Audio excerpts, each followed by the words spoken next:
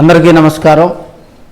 నా వెనక మా బాబాయ్ ఇదేదో సినిమా డైలాగ్ అనుకున్నారు. ఎందుకంటే దర్శి నియోజకవర్గంలో కూడా ఒక అభివృద్ధి పదాన్ని ముందుకు తీసుకెళ్తున్నటువంటి గొట్టిపాటి లక్ష్మి ఎట్టకేలకు ఎట్టయినా కూడా జడ్పీ చైర్మన్ పీఠం మీద కూర్చోబెట్టాలని కూడా గొట్టిపాటి రవికుమార్ అయితే దాన్ని ఒక ఛాలెంజ్గా తీసుకున్నాడని కూడా మనం తెలియజేసుకోవచ్చు. ఎందుకంటే ఉమ్మడి ప్రకాశం జిల్లాలో కూడా మనకి చీరాల, పర్చూరు, అద్దంకి, దర్శి ఈ 4 కాన్స్టిట్యున్సీల్లో ఉన్నటువంటి దాదాపుగా 30 రమారమి 25 నుంచి 30 వరకు కూడా జడ్పీటీసీలు ఉంటాయి. ఎందుకంటే మన ప్రకాశం జిల్లాలో కూడా 56 మండలాలకి ఒక్కొక్క మండలానికి కూడా ఒక్కొక్క జడ్పీటీసీ ఉంటాడు.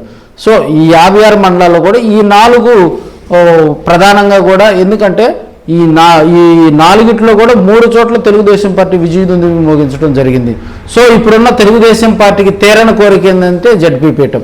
జడ్పీలో నిధులు ఎక్కువ వచ్చే అవకాశం ఉంటుంది కాబట్టి తద్వారా ఆయా మండలాలను ఆయా నియోజకవర్గాలు డెవలప్మెంట్ చేసుకునేందుకు కూడా అవకాశం ఉంటుంది. కాబట్టి ఇప్పుడు ఉన్నటువంటి జడ్పీ చైర్మన్ను వైసీపీకి చెందినటువంటి బూచేపల్లి వెంకయ్యమ్మ చేస్తున్నారు. కాబట్టి దాని నుంచి బయటకు వచ్చి కూడా ఆమెను గద్దె దింపి గొట్టిపాటి లక్ష్మిని కనుక ఆ స్థానంలో కూర్చోబెట్టి ఇప్పుడు ఆమెను కనుక అక్కడ కూర్చోబెట్టాలంటే గొట్టిపాటి లక్ష్మిని ఎక్కడొక చోట జనరల్ స్థానం నుంచి కూడా మనం జడ్పీటీసీగా ఎన్నుకోవాలి. సో పర్చూరు నియోజకవర్గంలో పర్చూరు నియోజకవర్గంలో ఒక మండలంలో జడ్పీటీసీ మరణించింది కాబట్టి ఆ స్థానంలో ఆమె ఓటును పేట నుంచి కూడా పర్చూరుకి మార్పించుకొని అక్కడ ఆమెను పోటీ చేయించి ఆమెను జడ్పీటీసీగా ఎన్నుకొని జడ్పీ చైర్మన్ చేసేందుకు కూడా తెర వెనుక పావులు కదుపుతున్నారని కూడా తెలుసుకోవచ్చు.